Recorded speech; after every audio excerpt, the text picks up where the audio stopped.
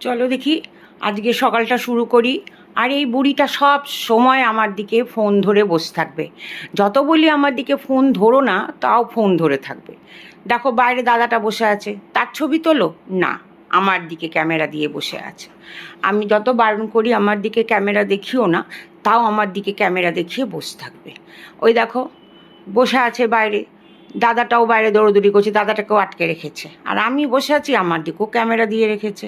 কেন যে ভাই ক্যামেরাটা দিয়ে রাখো আমার দিকে সকালবেলা, আমার ভালো লাগে না। তোমরা ক্যামেরাটা সরাও, তাহলে আমি একটু নিজের মতো কাজকর্মগুলো করতে পারি। আমার নিজের অনেক কাজকর্ম থাকে, দূর রাত্রে ঘুমও হয় না জানো তো, তাই জন্য একটুখানি আরাম করার চেষ্টা করি। কিন্তু এই বুড়িটা কি ক্যামেরা ছাড়বে? সে আমার দিকে ক্যামেরা ধরেই বসে থাকবে। চলো এবার অন্য কিছু কাজকর্মর দিকে একটু এগোই, আর নালে একটু ঘুমিয়েই পড়বো ভাবছি আমি, নালে তো ক্যামেরা ছাড়বে না আমার দিক থেকে। তাই আমি এখন একটু ঘুমোতে যাচ্ছি।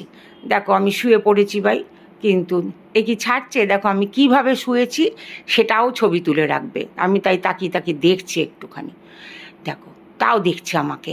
এবারে আমার বাইরের দাদাটাকে দেখো না, চিংড়ি দিদি শুয়ে আছে, চিংড়ি দিদিরও পছন্দ হচ্ছে না ক্যামেরা তাক করে থাকা। চিংড়ি দিদিও তাকিয়ে তাকে দেখছে ওই জন্যে যে এই বুড়িটা ঘুমোতে দেবে না আমাদের। আর সবচেয়ে ভালো হচ্ছে আমার কালো জিরে দিদি, দেখো ঠ্যাং পালাস তুলে ঘুমাচ্ছে। আমার আর ভাল লাগলো না, আমি যাই নিচে যাই, বুড়িটার চটিটা নিয়ে এবার ছিঁড়ে দিই, তাহলে আর ক্যামেরা ধরতে পারবে না। চটিটা পরে তাকে বাইরেই যেতে হবে। দেখো দেখি চটিটার নিয়ে অবস্থা আমি কি করি আজকে, তোমরা সবাই দেখে নাও বুঝলে, তাহলে ক্যামেরাটা এবারে ছাড়বে। চলো দেখি।